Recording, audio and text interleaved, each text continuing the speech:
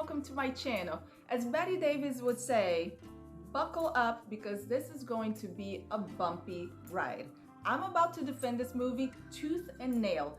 And not because it's a good movie, let's not go that far, but because I am tired of hearing people bitch about it and take a crap on it. 365 days, there are 3 movies so far streaming on Netflix, and it's based on a book series. The first movie is called 365 Days, the second one, 365 Days the Next Day, and then the last one is the next 365 days.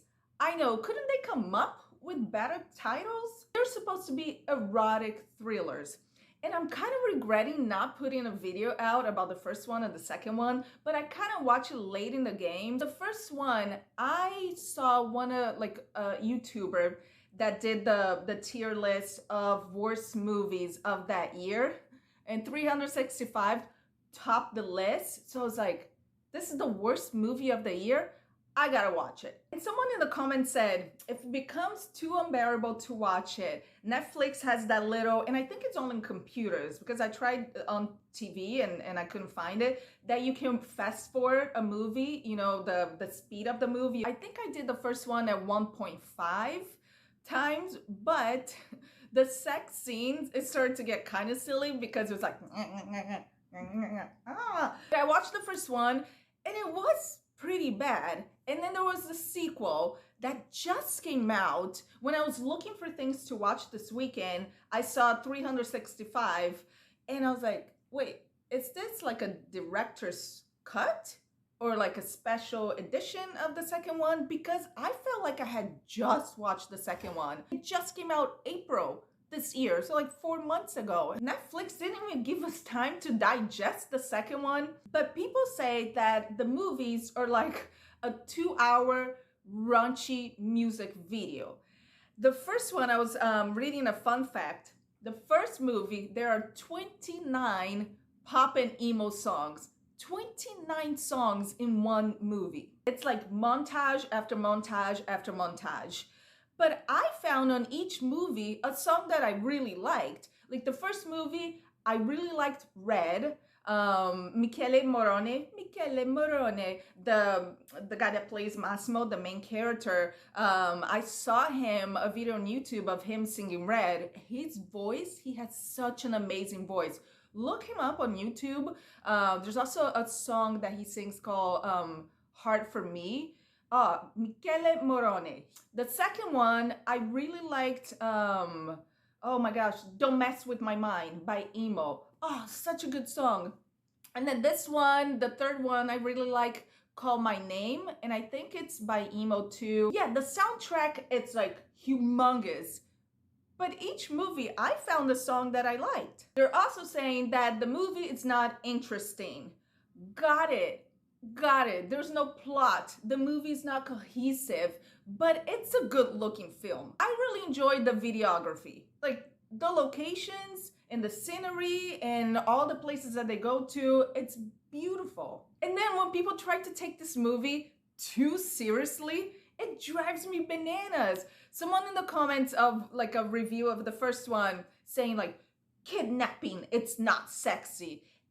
This movie, it's glamorizing a toxic relationship. Kidnapping? Do you think like we're saying that kidnapping, it's all right? It is not. It's about the kink of it. Do you think choking a woman, it's right? No, it's not. But some women like their necks grabbed. It's the fantasy of it all. It's the kink. Do you think hitting a woman is right? No, it's not. But most women like their asses smacked, don't they? Was she really kidnapped if she decided to stay? Oh no, and then people are gonna say, this is Stockholm Syndrome. Laura ended up marrying Massimo, so she decided to stay on her own. So when people try to dissect this movie deeper than what it's supposed to be, oh my gosh, I'm like, This third movie, our 2 main leads, Laura and Massimo, they're married now.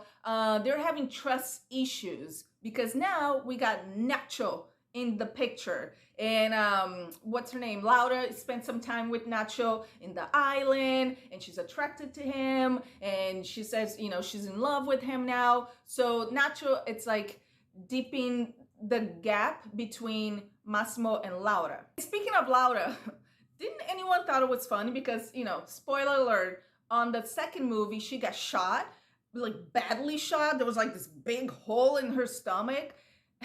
And then on this movie, she has like this itty bitty scar, like right here on her stomach. And it's like, are we gonna address the fact? Like I said, Laura is torn between two men, Massimo and Nacho. And she's deciding to focus on her fashion career to keep her mind busy. Out of all the three movies, this one was my least favorite as far as plot, because there wasn't enough of that little love triangle to carry on a whole movie. And most of the sex scenes on this threequel felt kind of forced. And not forced in a way it's like, let's force two people to have sex. Her sex scenes with Nacho were all in a dream. Like, she keeps dreaming about him. And I was just like, Laura, are you gonna do the deed or not? Finally, after all that pussy baiting, she finally gives in to him and they have sex on the beach. I was like, thank God. You don't even have to be invested in the story to enjoy the movie because, like I said, it's not a cohesive movie. But people are not here to watch The Godfather or Citizen Kane. They want to watch two beautiful people, now three, have sex in these beautiful locations with some good music on the background. Even though I thought the locations on the second one were prettier because there was more beach, you know, she's surfing with Nacho and all of that. And then on the first one, we got the mega yacht. Remember that scene where they're having sex on that like huge, like luxurious yacht? I thought the sex scenes were well done. They looked very passionate, which means they were very well rehearsed and choreographed. Another complaint that people had is that Massimo and Laura have a very toxic relationship, that Massimo is very controlling, which he is. So it's no wonder that she fell in love with Nacho. They're just like two different types of men. I like Laura better when she's with Nacho. He's more, you know, he's calmer, he's more peaceful, he's very chill, he's a surfer, you know, she doesn't wear any makeup, she's got her hair down, you know, jeans, jean shorts, white t-shirt, bathing suit. And then with Massimo, she's all, you know, all glammed up, you know, the dark makeup, her hair is always done, the dark clothes, heels. Laura and Massimo never really talk. And I mean, like, they never have a meaningful conversation. But with Nacho, she had more meaningful convos with him in the week that she spent with him. Was it a week or a couple days? But she had more conversations with Nacho than in the whole 365 days with Massimo. It's funny that this movie reminded me a lot of Billy. Remember Sex / Life? It was the #1 show on Netflix for a while. It's Billy who has the hot husband, 2 kids, lives in this beautiful house. Husband makes great money. But then she's like torn in between Cooper and Brad. Brad is the Australian ex. He's hot too. BDE, as we all saw. Torn between her suburban life with Cooper and then the city life with Brad. And it's kind of like the same thing that's going on with Laura. Sex Life and 365 Days reminded me of that quote. What is that quote? If you love 2 people at the same time, go with the second one, because if you really loved the first one, you wouldn't have fallen in love with the second one. Laura goes home and she's having this conversation with her mom. She tells her mom everything.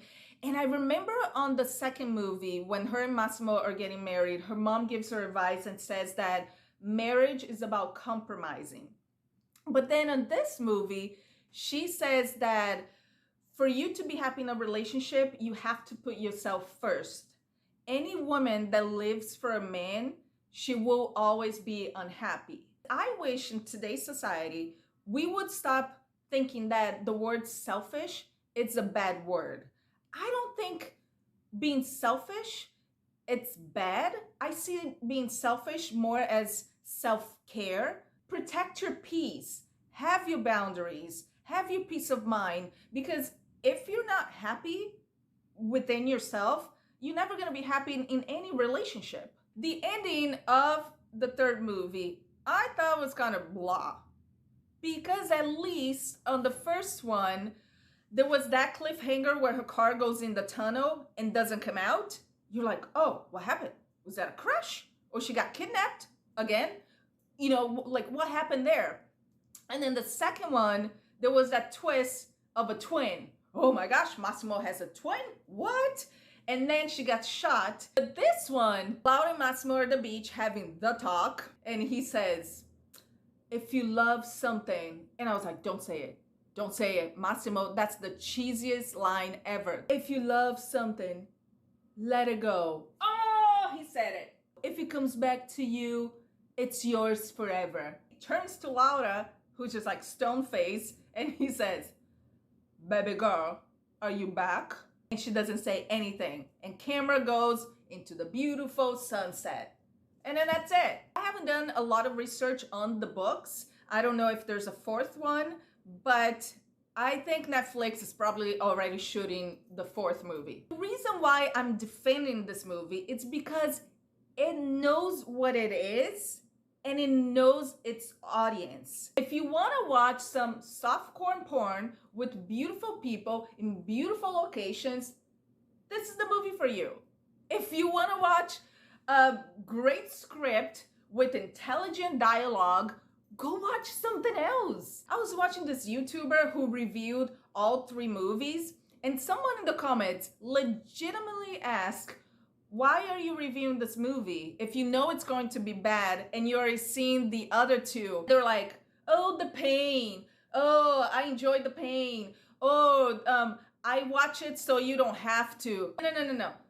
You're doing a video on this movie because you know you will get views. I went on the channel and the most watched video of this person, it was a review of the first 365 days. So of course they're gonna like review the other two just to get views. That's why I don't really have any complaints about 365 days because I'm a simple girl.